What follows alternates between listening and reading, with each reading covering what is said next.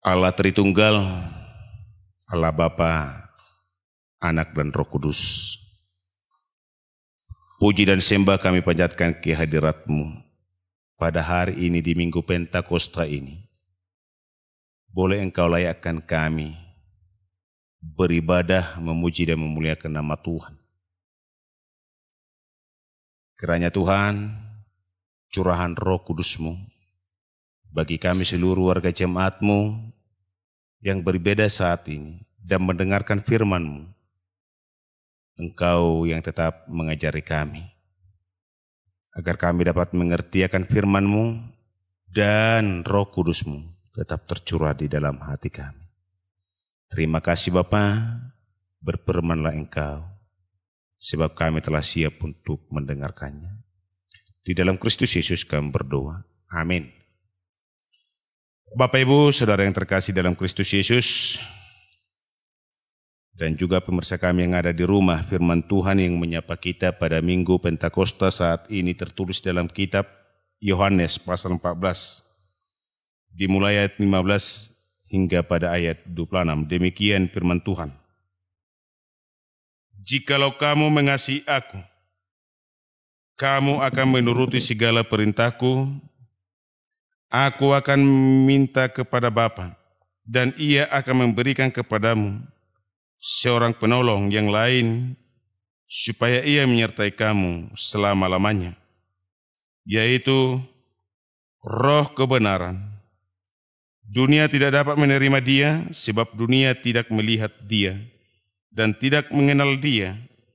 Tetapi kamu mengenal Dia, sebab Ia menyertai kamu dan akan diam di dalam kamu. Aku tidak akan meninggalkan kamu sebagai yatim piatu. Aku datang kembali kepadamu. Tinggal sesaat lagi dan dunia tidak akan melihat aku lagi. Tetapi kamu melihat aku, sebab aku hidup dan kamu pun akan hidup. Pada waktu itulah kamu akan tahu bahwa aku di dalam Bapa-Ku, dan kamu di dalam aku, dan aku di dalam kamu.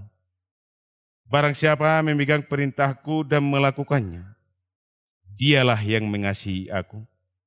Dan barang siapa mengasihi aku, ia akan dikasihi oleh Bapa-Ku, dan aku pun akan mengasihi dia, dan akan menyatakan diriku kepadanya.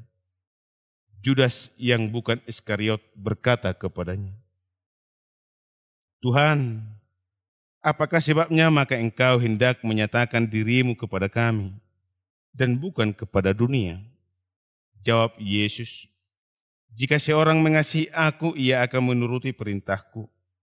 Ia akan menuruti firmanku, dan Bapa-Ku akan mengasihi dia, dan kami akan datang kepadanya dan diam bersama-sama dengan dia.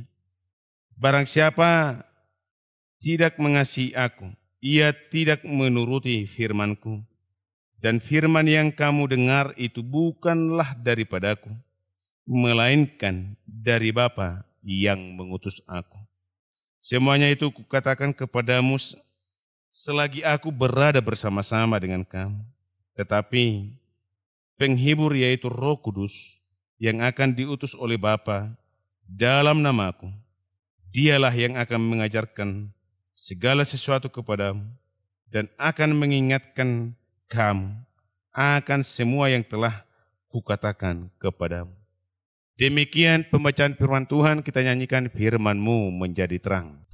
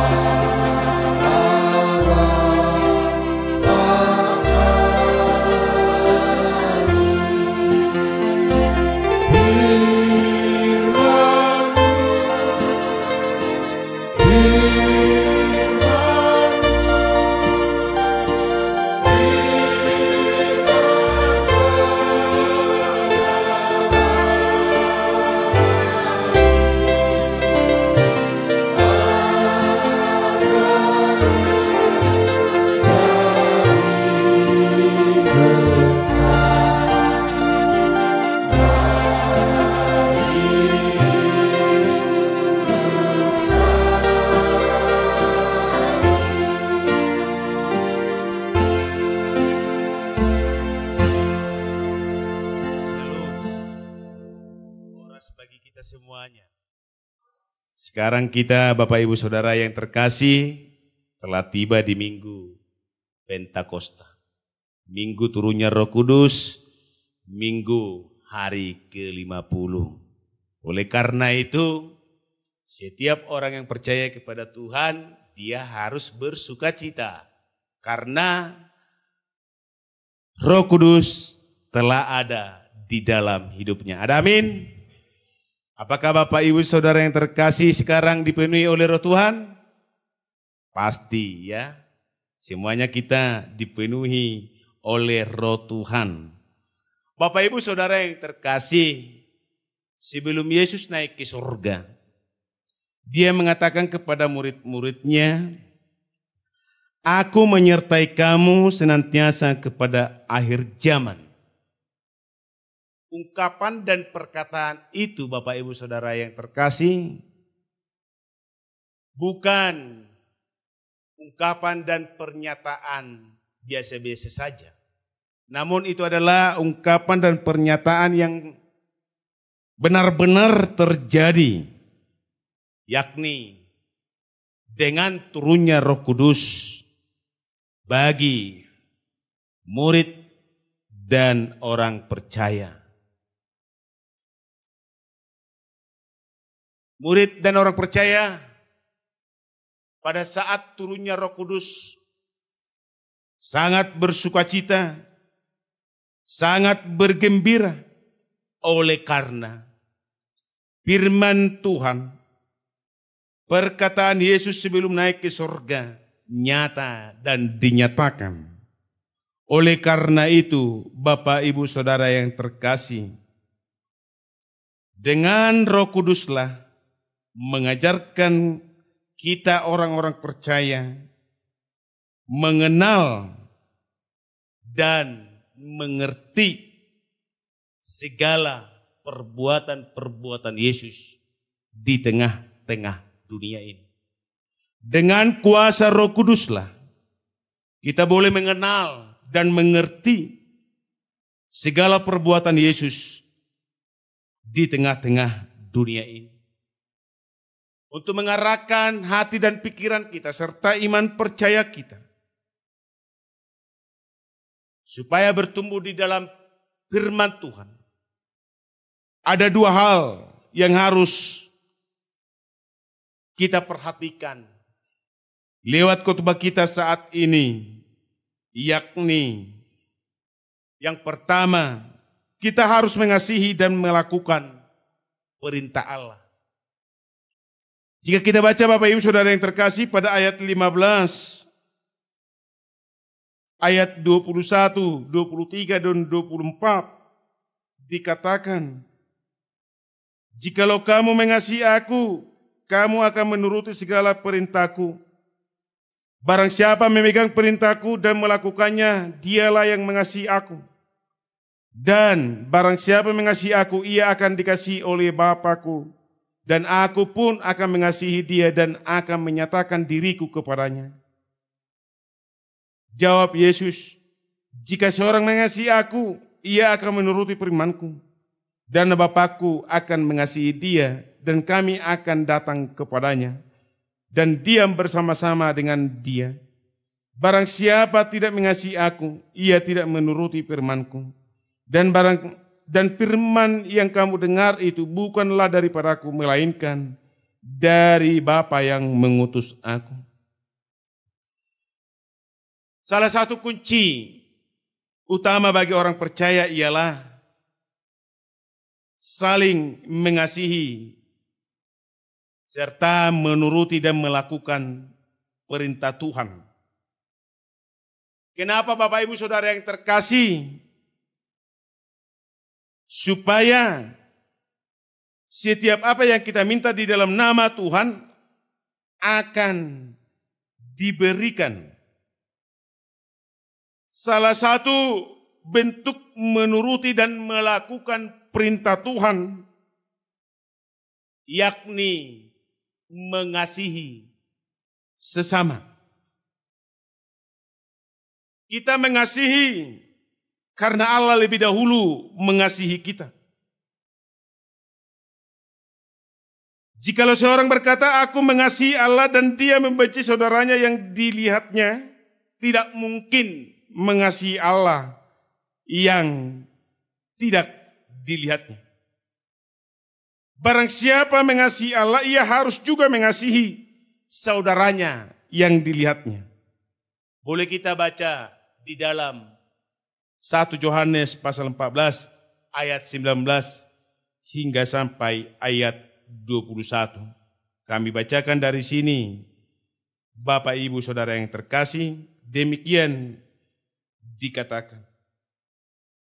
Kita mengasihi karena Allah lebih dahulu mengasihi kita. Jikalau seorang berkata, aku mengasihi Allah dan ia membenci saudaranya, maka ia adalah pendusta.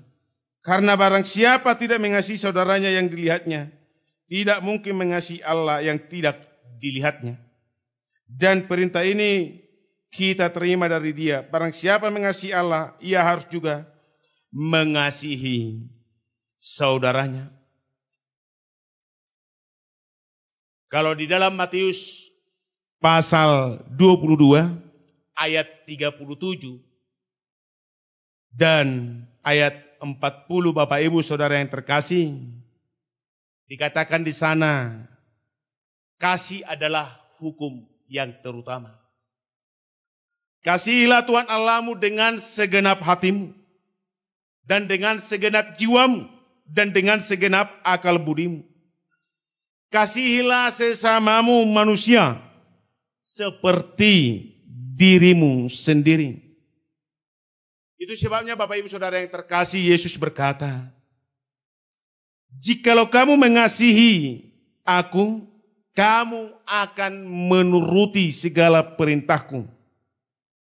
Barang siapa memegang perintahku dan melakukannya, dialah yang mengasihi aku.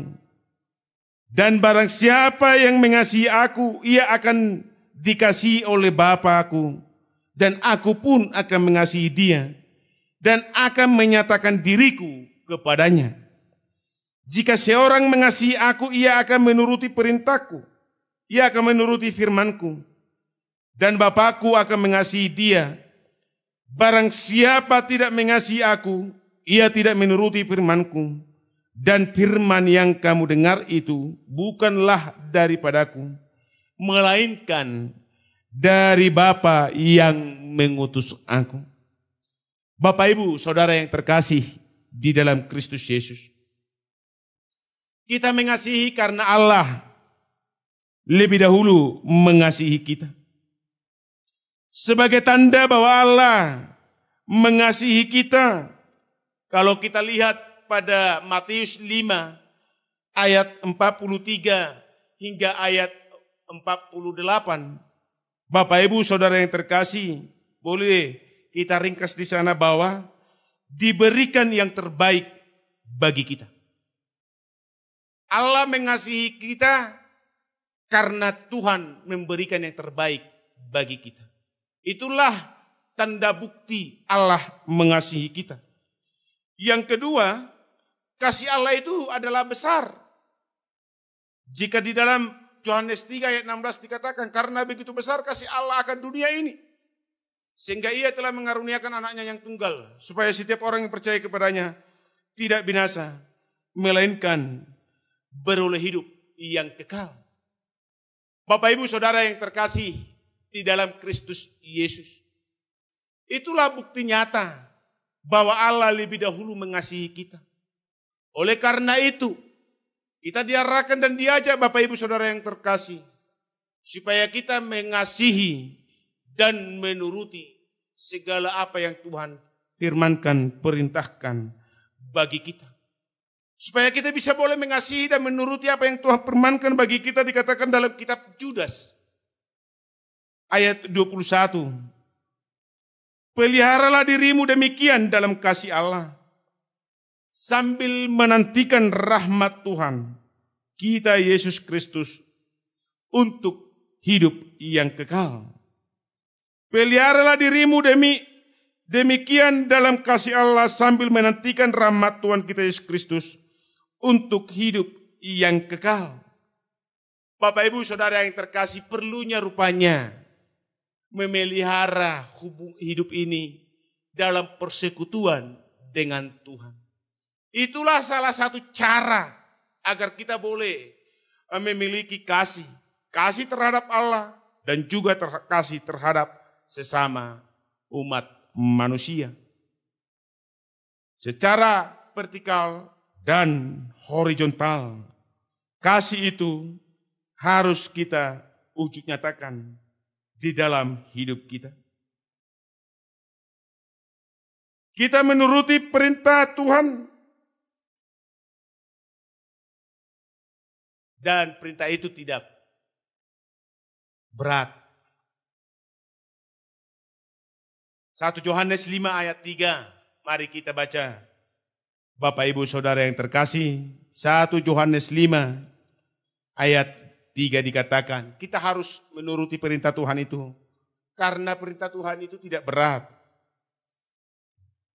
Demikian dikatakan 1 Yohanes 5 ayat 3. Sebab inilah kasih kepada Allah, yaitu bahwa kita menuruti perintah-perintahnya. Perintah-perintahnya itu tidak berat. Oleh karena itu Bapak Ibu Saudara yang terkasih, jika kita sudah mengasihi Allah berarti kita menuruti perintahnya. Jika kita sudah melakukan perintah Tuhan, berarti kita telah memiliki kasih kepada Tuhan. Katakan perintah Tuhan itu tidak berat. Yang membuat berat perintah Tuhan itu apa? Kemauan kita untuk melakukannya itu. Itu yang membuat terasa berat perintah Tuhan itu. Padahal perintah Tuhan itu tidak berat. Salah satu contoh, ingat dan kuduskanlah hari Sabat. 6 hari lamanya engkau bekerja.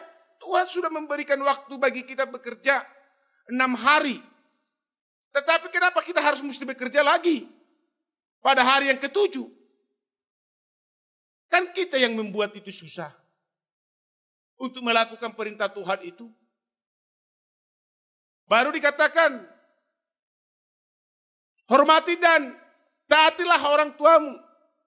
Tetapi kita tidak mau menghormati dan mentaati orang tua. Bahkan kita bagaikan mardan dan maling kundang. Lupa kepada orang tua kita. Bahkan kita tidak mau menoduk orang tua kita. Padahal mereka yang melahirkan kita, mendoakan kita, menjadi orang-orang yang sukses di dalam hidup ini. Kenapa kita susah untuk menaati mereka? Memberikan kebahagiaan di usia tuanya. Berkata berat untuk melakukan firman Tuhan kalau hatinya tidak tersedia untuk melakukannya. Berkata berat untuk melakukan perintah Tuhan karena tidak ada ketersediaan hati, karena tidak ada keterbukaan hati. Oleh karena itu Bapak Ibu Saudara yang terkasih, terbukalah hatimu, siap sedialah hatimu untuk menyatakan kasih dan melakukan apa yang Tuhan firmankan bagi kamu. Dengan cara apa? Supaya kita siap sedia dan terbuka hati kita. Terima Roh Kudus yang telah Tuhan curahkan bagi kita. Kita semua telah menerima curahan Roh Kudus lewat baptisan kudus bagi kita pribadi lepas pribadi. Jika kita sudah menerima curahan Roh Kudus, maka biarkan Roh Kudus berkarya di dalam hatimu. Kalau Roh Kudus sudah berkarya di dalam hatimu, Bapak Ibu Saudara yang terkasih, maka tidak ada lagi perbuatan-perbuatan yang tidak mengasihi. Tidak ada lagi perbuatan-perbuatan yang tidak menuruti perintah Tuhan. Ada sebuah peristiwa pada minggu yang kemarin, hari kemarin. Seorang suami tega untuk membunuh istrinya. Kasihnya terhadap istrinya tidak ada lagi. Karena apa? Karena roh Tuhan sudah dia kesampingkan di dalam hidupnya. Karena roh Tuhan tidak berkarya, dia tidak membiarkan roh Tuhan berkarya di dalam hidupnya. Tetapi apa? Iblis. Sehingga dia tega untuk membunuh istrinya sendiri. Akhirnya dia masuk kepada sel jeruji besi. Bapak ibu saudara yang terkasih, kasihlah menutupi semuanya segala kekurangan kita. Oleh karena kasih Allah bagi kita dunia, maka segala dosa dan kekurangan kita tertutupi dengan kematiannya di kayu salib. Yang kedua yang ditekankan oleh perikop kita ini diarahkan kita, yakni bahwa roh kebenaran, roh kudus Allah berikan bagi orang percaya. Roh kebenaran, roh kudus Allah berikan bagi orang percaya. Boleh kita lihat pada ayat 16 hingga ayat 20 dan ayat 25 hingga ayat 26. Dikatakan, Bapak Ibu Saudara yang terkasih, aku akan minta kepada Bapa dan ia akan memberikan kepadamu seorang penolong yang lain, supaya ia menyertai kamu selama-lamanya, yaitu roh kebenaran. Dunia tidak dapat menerima dia, sebab dunia tidak melihat dia dan tidak mengenal dia. Tetapi kamu mengenal dia, sebab ia menyertai kamu dan akan diam di dalam kamu. Aku tidak akan meninggalkan kamu sebagai yatim piatu. Aku datang kembali kepadamu, tinggal sesaat lagi, dan dunia tidak akan melihat aku lagi. Tetapi kamu melihat aku, sebab aku hidup dan kamu pun akan hidup. Pada waktu itulah kamu akan tahu bahwa aku di dalam Bapa-Ku dan kamu di dalam aku, dan aku di dalam kamu. Semuanya itu kukatakan kepadamu selagi aku berada bersama-sama dengan kamu. Tetapi penghibur yaitu Roh Kudus yang akan diutus oleh Bapa dalam namaku, dialah yang akan mengajarkan segala sesuatu kepadamu dan akan mengingatkan kamu akan semua yang telah kukatakan kepadamu. Bapak Ibu Saudara yang terkasih dalam Kristus Yesus, banyak tantangan dan hambatan yang harus dihadapi oleh orang percaya, terlebih orang-orang murid-murid Yesus dalam melakukan perintah Tuhan. Karena apa?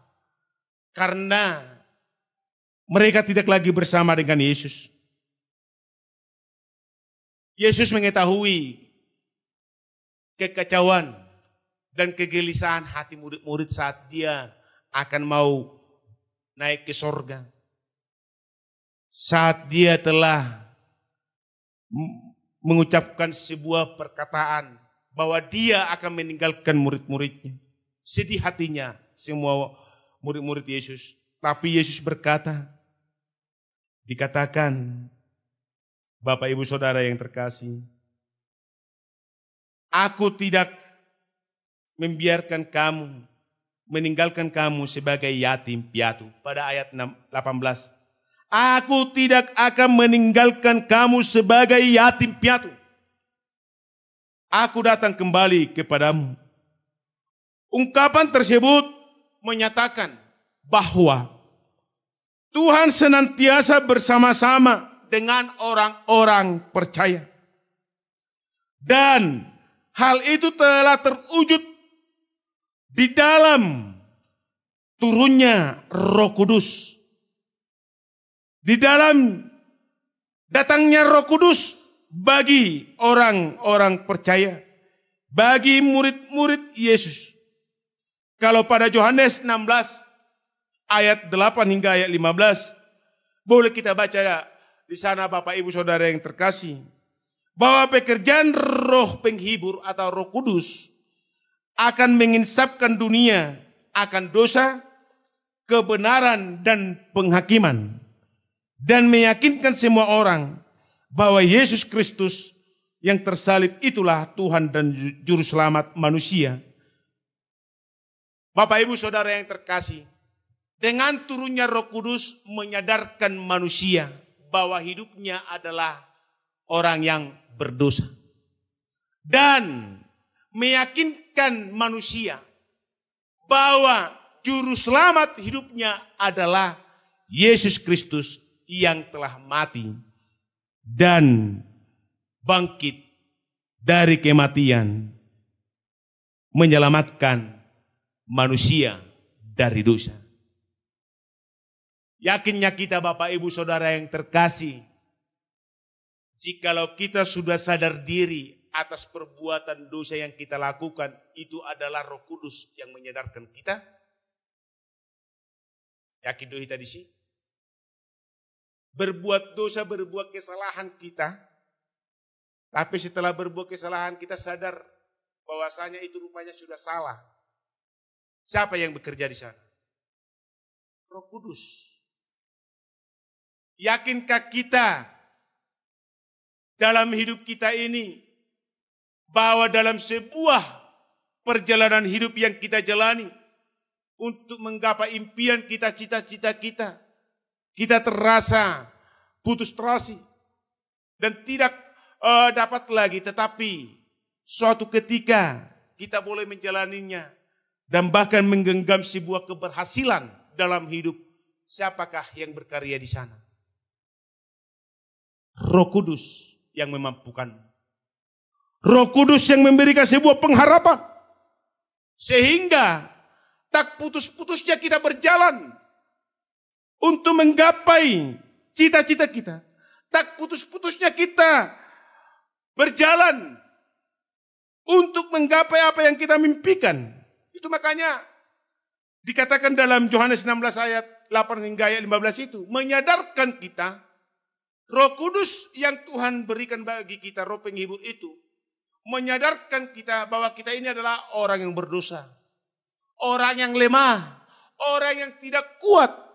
Dan meyakinkan kita bahwa bersama Tuhan ada sebuah pengharapan. Bahwa bersama Tuhan ada sebuah kehidupan. Ada sebuah sukacita di dalam hidup yang kita terima. Ada amin? Yesus mengetahui apa dalam diri para murid. Yesus mengetahui apa yang ada dalam dirimu. Maka Yesus berkata, aku tidak akan meninggalkan kamu sebagai yatim piatu. Menandakan bahwa Tuhan selalu ada bersama-sama bagi orang-orang yang percaya kepadanya. Roh tandanya Tuhan selalu bersama-sama dengan orang yang percaya kepadanya, yakni turunnya Roh Kudus. Roh Kudus yang tinggal berdiam di dalam diri seseorang. Itulah pertanda bahwa Tuhan selalu menyertai kita. Immanuel, Tuhan menyertai kita. Maranatha, sampai selama-lamanya. Kebangkitan Yesus dari kematian, Bapak Ibu Saudara yang terkasih, tidak dapat diterima akal manusia dan dunia ini. Karena apa? Karena kegelapan menutupi mata imannya. Peristiwa kebangkitan Yesus pada saat itu tidak dapat diterima oleh manusia dan dunia. Karena kegelapan menutupi mata iman mereka. Tetapi kalau orang percaya akan bisa menerima Yesus, dikatakan di dalam ayat 19 hingga ayat 20, tinggal sesaat lagi dan dunia tidak akan melihat aku lagi, tetapi kamu melihat aku, sebab aku hidup dan kamu pun akan hidup. Pada waktu itulah kamu akan tahu bahwa aku di dalam Bapa-Ku dan kamu di dalam aku dan aku di dalam kamu. Artinya Bapak Ibu Saudara yang terkasih, orang yang percaya kepada Tuhan, dia mengetahui bahwa ada kehidupan bagi dia oleh karena Tuhan Yesus yang memberikan kehidupan itu lewat kebangkitannya dari kematian. Hubungan Allah dengan Yesus menjadikan hubungan kita kepada Allah, kepada Yesus mengetahui segala apa yang telah terjadi di dalam dunia ini. Mengetahui segala apa yang telah diperbuat oleh Allah di dalam kehidupan umat manusia. Hanya orang yang tinggal di dalam Allah, itulah yang mampu melihat dan mengetahui apa yang akan terjadi dan perbuatan apa yang terjadi di dalam kehidupan dunia yang telah Tuhan perbuat di dalam Yesus Kristus. Bapak Ibu, saudara yang terkasih di dalam Kristus Yesus. Kisah Rasul pasal 2 ayat 17 hingga ayat 18 dikatakan, akan terjadi pada hari-hari terakhir demikianlah firman Allah, bahwa aku akan mencurahkan rohku ke atas semua manusia, maka anak-anakmu laki-laki dan perempuan akan bernubuat, dan teruna-terunamu akan mendapat penglihatan-penglihatan, dan orang-orangmu yang tua akan mendapat mimpi. Juga ke atas hamba-hambaku laki-laki dan perempuan akan kucurahkan rohku pada hari-hari itu, dan mereka akan bernubuat. Hanya Tuhan yang mampu mencurahkan Roh Kudus bagi semua manusia. Bagi semua orang yang percaya, Roh Tuhan akan mengingatkan kita. Dikatakan dalam ayat 26 itu, Bapak Ibu Saudara yang terkasih. Tetapi penghibur, yaitu Roh Kudus, yang akan diutus oleh Bapa dalam namaku, dialah yang akan mengajarkan segala sesuatu kepadamu dan akan mengingatkan kamu akan semua yang telah kukatakan kepadamu. Roh Tuhan yang telah dicurahkan bagi kita berfungsi untuk, dikatakan di sini Bapak Ibu Saudara yang terkasih, mengajarkan. Yang pertama mengajarkan. Nah, berarti kalau mengajarkan Bapak Ibu Saudara yang terkasih, ada sebuah didikan. Ada etika hidup yang harus kita jalani. Yang harus kita lakukan di dalam perjalanan hidup ini sesuai dengan norma-norma Allah. Norma-norma Tuhan. Sesuai dengan perintah Tuhan. Itu yang harus kita lakukan. Kita berjalan di dalam hidup ini. Baru dikatakan lagi mengingatkan. Nah, berarti ada sebuah ingatan bahwa tidak semuanya hidup boleh kita hidupi. Tidak semuanya hidup boleh kita hidupi. Dan tidak semuanya roh boleh kita hidupi. Tinggal di dalam hidup kita. Hanya hidup dan kehidupan yang daripada Tuhan, serta roh Tuhanlah yang boleh kita hidupi di dalam hidup ini. Moloaka roh-roh nenek moyang kita tidak boleh kita hidupi, Bapak Ibu Saudara yang terkasih. Hanya roh Tuhan diingatkan bagi kita supaya kita tinggal di dalam hidup tersebut. Supaya apa, Bapak Ibu Saudara yang terkasih? Supaya kehidupan kita lebih baik dan lebih diberkati Tuhan lagi. Ada amin? Amin. Kita nyanyikan firman-Mu, berkatilah.